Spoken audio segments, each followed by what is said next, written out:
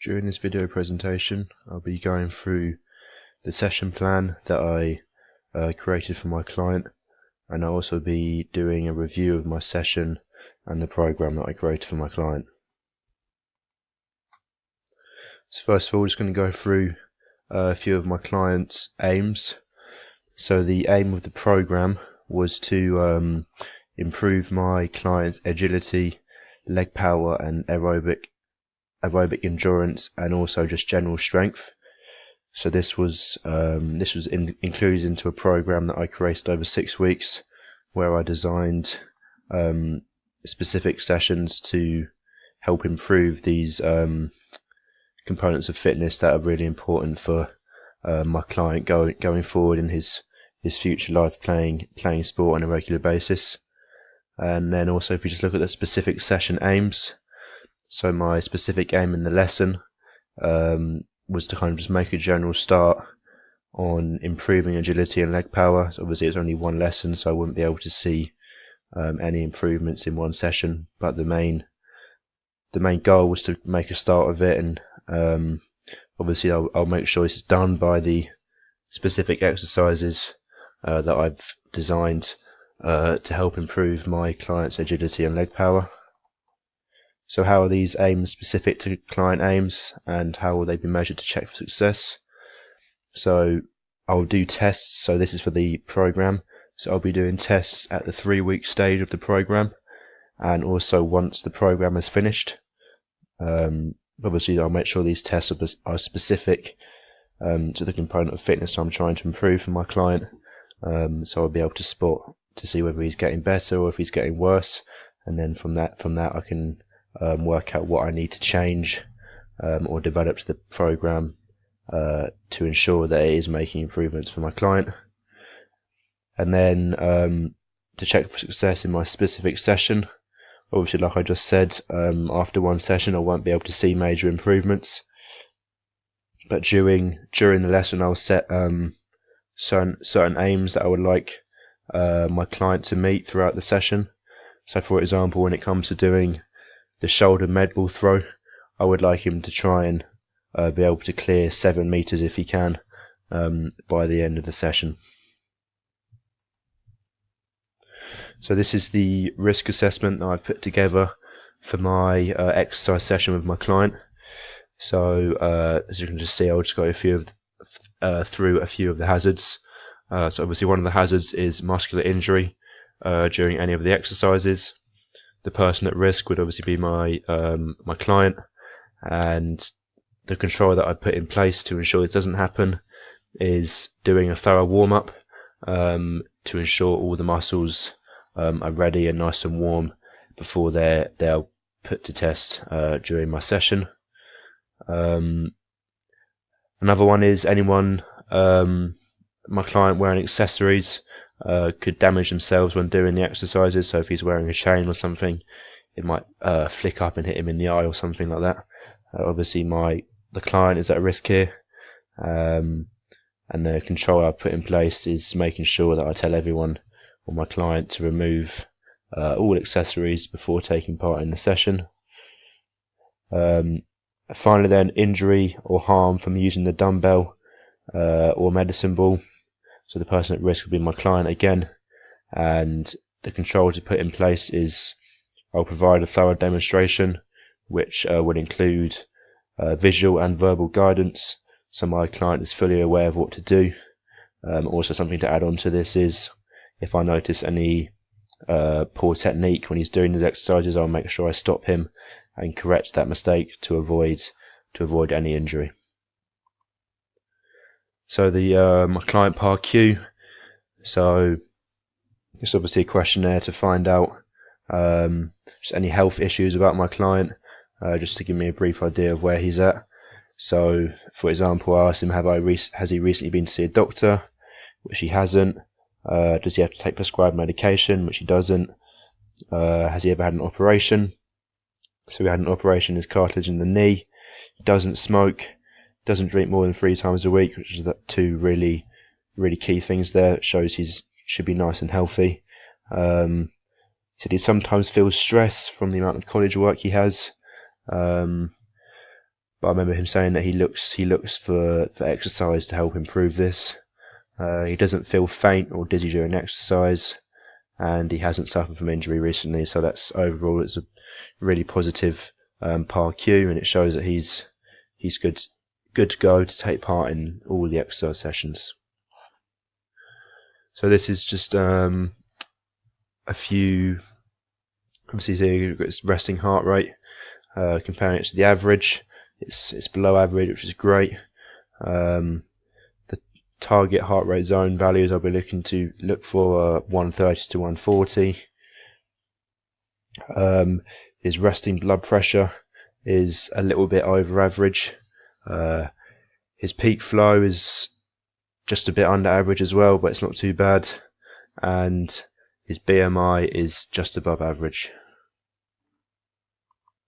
So we're now going to go on to looking at the session content that I've put together for my exercise session. So the location that I will hope for it to be in is the sports hall, but I'll obviously need to be prepared that this might change.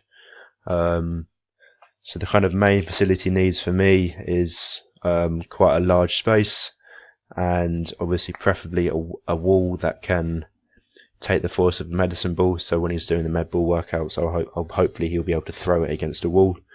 The resources that I will need for my session are cones, ladders, a medicine ball, and 14 kg dumbbell, but also a lighter one, just in case my client struggles with that one, or there's any reason why he might need to be using a lighter one, for example, maybe a slight muscle injury. So a few health and safety considerations that I'll need to consider.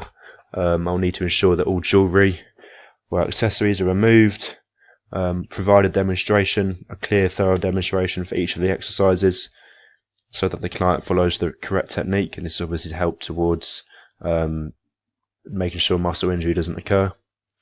And also having a lighter dumbbell as a backup, just in case my client struggles with the 14 kg, and this could obviously cause muscular damage also. So a few emergency procedures. I'll make sure I need to know where the whereabouts of the nearest first aid kit in case of an accident. It's obviously really important that I know this if for whatever reason my client does fall over or damage himself in any way. This is obviously worst case scenario, but it's important that I have my phone switched on and it's easily accessible during the session if I do need to call an ambulance in the state of an emergency. And also a contingency plan is if for whatever reason I cannot use the facility that I hope to, which is a sports hall, I need to make sure that I have a backup location so I can make sure that the exercise session can go forwards even if I can't get the location that I would have hoped. Right, so for the warm-up, obviously before any kind of physical warm-up begins, it's really important to have like an opening to the session, introducing myself.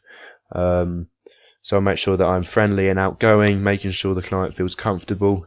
But I'll also make sure that I'm assertive and clear with what I'm going to do with them in the session. So obviously it's really important I'm nice and friendly, but then it's important that I outline what will be going on in the session.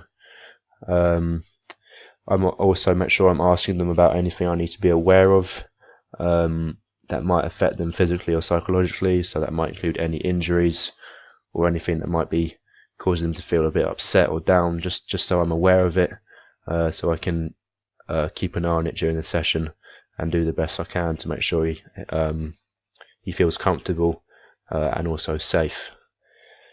So for the warm-up, I'll be focusing on doing a variety of different dynamic stretches. Obviously this is really important for getting the heart rate up and his muscles warm. Obviously I'll be having a key focus on targeting the specific muscles that I'll be using during the session, because obviously if I don't target the muscles I'll be using during the session, then it puts my client at risk of injuring those muscles if they're not warm properly. So for instance in this one I'll be doing quite a lot on leg power, So obviously his leg muscles, like his hamstrings, his quads, will be in use quite a bit. So I'll make sure I do exercises like heel flicks or zombie walks, which I call them, which just involves him extending his leg out in front of him as far as he can. And also the warm-up is more activity related because it's preparing him for the exercise I'll be doing during the session.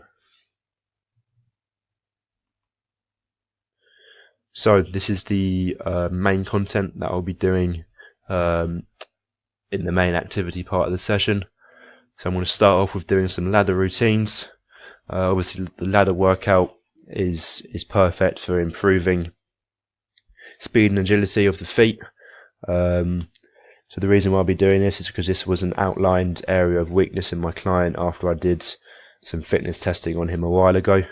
But this is obviously crucial for him, being a rugby player, especially a back, because he'll be the one picking up the ball and looking forward to make those driving aggressive runs up the pitch to gain as much ground as he can. And obviously if he has more enhanced speed and agility, this will allow him to try and weave around players a lot better. So a few of the examples of the ladder drills I'll be doing is the side straddle hop, which involves quick lateral movement that engages your hips and adductors. So it involves him hopping in and out of each box with both feet, and just one slight technical thing is avoiding clapping your feet. I'll also be doing in and out, so I'll be facing the side of the agility ladder. He'll be touching in and out of each box with the feet as quick as he can. Obviously you repeat this drill on both sides of the ladder.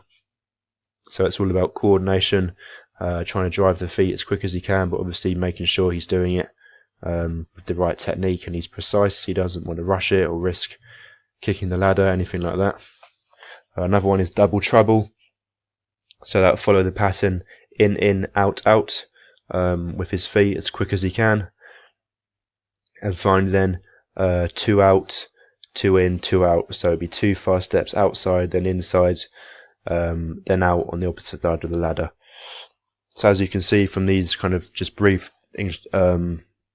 descriptions of each exercise, it's all about speed of the feet, but making sure it's with control. Because if he's just doing it out of control, it's not going to be relevant for him, because when he's in a rugby situation, it's all about having control over the feet whilst holding the ball, so he doesn't want to be thinking too much about what he's doing with his feet.